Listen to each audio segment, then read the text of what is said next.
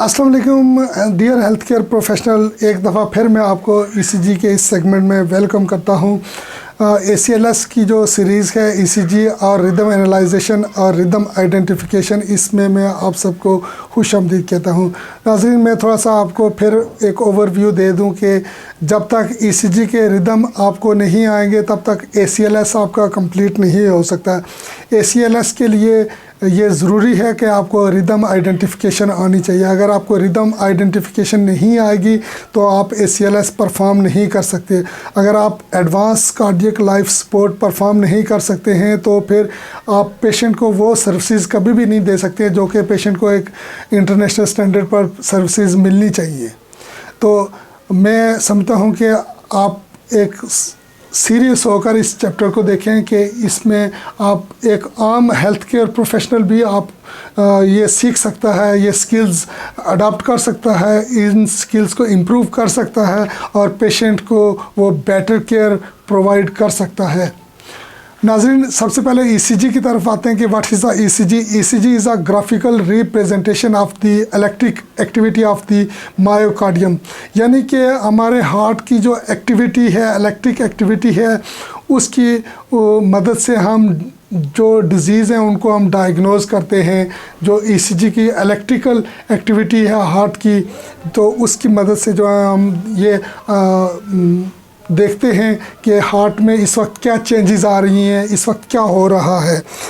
सबसे पहले तो ईसीजी क्यों करवाते हैं, ये क्वेश्चन मार्क है कि ईसीजी हम क्यों करवाते हैं। ईसीजी हम इसलिए करवाते हैं कि इस्कीमिक हार्ट डिजीज़, एक्यूट और क्रॉनिक को देखने के लिए, डिसएरिथमियास को देखने के लिए, इलेक्ट्रोलाइट्स डिस्टर्बेंस को देखने के लिए, कंडक्शन एबनॉर्मलिटीज़ को देखने के लिए, CAD यानी कॉर्नरी आर्टरी डिजीज़ को देखने के लिए, कार्डियक स्ट्रक्चरल एबनॉर्मलिटीज़ को देखने के लिए, cardiac manifestations of non cardiac disease को देखने के लिए, यानी PE पल्मोनरी एम्बोलिज्म को देखने के लिए, मेटाबॉलिक डिसऑर्डर्स को देखने के लिए, लंग्स डिजीज़ को देखने के लिए ईसीजी हम करते हैं। और ईसीजी हमें इन चीज़ों को यानी कि इन डिज़ीज़ को जो है ना वो डायग्नोज करने में हेल्प आउट करती है, क्लू देती है, एक रोड मैप देती है, एक अंदाज़े देती है कि हम फर्दर इसकी हम क्या करें, इस पेशेंट को हम फर्दर इवैल्यूएशन के लिए एक साइन देती है कि हम फर्दर इसकी डायग्नोज में फर्दर हम क्या क्या किन किन चीज़ों में हम लें। यानी कि अगर पल्मोनरी एम्बोलिज्म का हमें थोड़ा सा इसमें क्लू मिलता है तो फिर हम HRCT की तरफ जाते हैं। जब HRCT की तरफ जाएंगे तो फिर ये कंफर्म्ड हो जाएगा कि जो है पेशेंट को जो है ना वो पल्मोनरी एम्बोलिज्म है। यानी कि अगर मेटाबॉलिक डिसऑर्डर की बात करते हैं तो ABGs की तरफ फिर चले जाते हैं। आर्टीरियल ब्लड गैसेस हम ड्रा करते हैं कि पेशेंट के जो आर्टीरियल ब्लड गैसेस हैं उससे फिर हमें ये 100% श्योर हो जाता है कि पेशेंट मेटाबॉलिक डिसऑर्डर में है। तो इस तरह ईसीजी हमें बहुत ज़्यादा हेल्प आउट करती है इन चीज़ों डायग्नोसिस तक।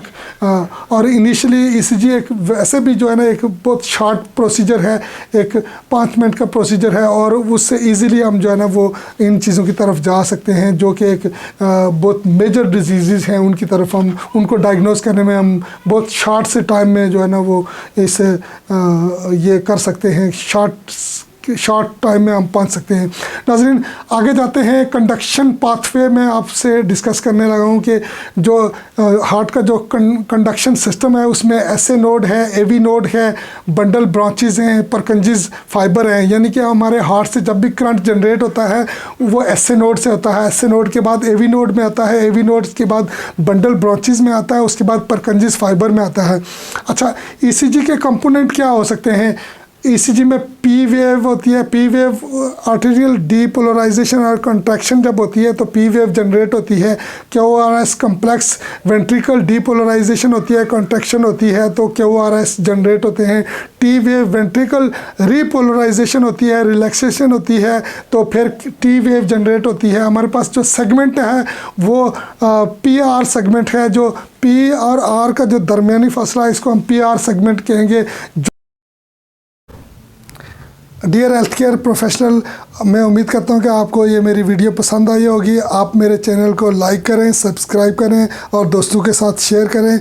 दी केयर नर्स हमेशा आपके लिए अच्छी सी वीडियो लाएगा जो कि आपके इमरजेंसी के लिए बहुत हेल्पफुल होंगी और आपको जो इमरजेंसी प्रोसीजर करने में बहुत हेल्पफुल होंगी और आप इमरजेंसी जो प्रोसीजर है वो एक बेटर तरीके से परफॉर्म कर सकेंगे और पेशेंट को जो है ना वो मैक्सिमम सर्विसेज मिलेंगे अकॉर्डिंग टू इंटरनेशनल स्टैंडर्ड। आप सबका बहुत शुक्रिया मेरा चैनल सब्सक्राइब करने के लिए, लाइक करने के लिए। Thank you very much. तब तक अपना ख्याल रखिएगा। मिलते हैं नेक्स्ट वीडियो में, नेक्स्ट एपिसोड में। अल्लाह हाफिज़। Thank you very much.